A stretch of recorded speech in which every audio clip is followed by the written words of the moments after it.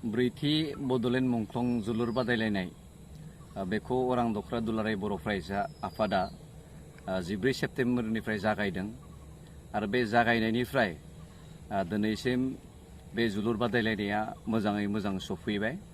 दा बेखायनो गाबोन 22 सेप्तेम्बर खालाराव जिहेतु जोंनि खुंनो लानाय बे ब्रैथि बड'लेण्ड मुंख्लं जोलुर बादायलायनाया बियो फाइनाल। दा बेवहायनो बेनि माखासे हाबाफारिया दिनै सोलिगासिनो दङ आरो बेफोर गासै हाबाफारिया दिनै जोबनाय बुब्लिसिम जिहेतु बयनिबो हेफाजाब आरो मददजों बियो जाफुंबोदों। दा बेवहायनो आङो बयखौबो गाबोननि जिहेतु जानो गोनां फाइनाल बे हाबाफारियावबो आङो ओनसोलनि बयखौबो फुटबल मोजां मोनग्रा बिथांमोनखौ गाबोनो फैनानै जोंनि जिहेतु हास्थायनाय आरो लुबैनाय दखर एबसुआ जाय मुंख्लंफोरखौ जुगामि खालामनो थाखाय जिहेतु लानाय हाबाफारियाव हेफाजाब आरो मदद होफैगोन होननानै आं आसा खालामो। गाबोननि जिहेतु जानो गोनां जोबथा बादायलायनाया बांग्रिं क्लाब आरो ग्ल'रियास एफसिनि गेजेराव गोख्रों बादायलायनाया जागोन। दा बेखायनो बै हाबाफारिजों जों लोब्बा लाखिनानै अरां दखर दुलाराय बर' फरायसा आफादा माखासे हाबाफारिफोरखौ थिग खालामदों आरो बे हाबाफारिया बड'लेण्ड मार्टियार्सफोरखौ बिबार बावनाय, बड'फानि मुसुखायाव बिबार बावनाय बेफोरजों जागायनानै बे हाबाफारियाव गाहाय आलासि हिसाबै बिटिआरनि CEM प्रमद बर' बिथाङाबो बाहागो लागोन।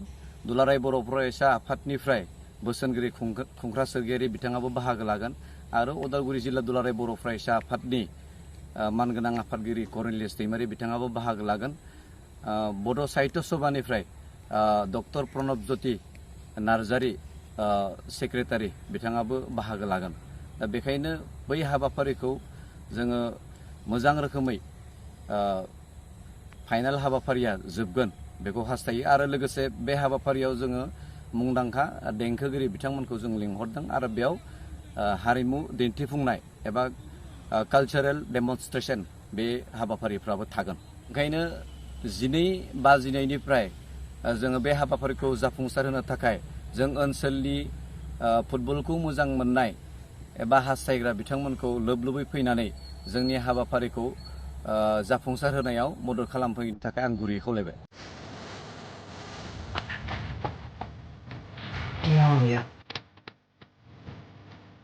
এটা অধিসূচনা বাজেট বা কিনিবলৈ আগ্ৰহী লোকসকলৰ বাবে ভাল খবৰ। কোকৰাঝাৰ জিলাৰ অন্তৰ্গত আউটলেট দতমৰ দখৰ অটো এজেঞ্চি শ্বৰুমে 22 ছেপ্টেম্বৰৰ পৰা 26 ছেপ্টেম্বৰলৈ পূজা ধামাকা অফাৰিং আৰু বিনিময় মেলা আগবঢ়াইছে।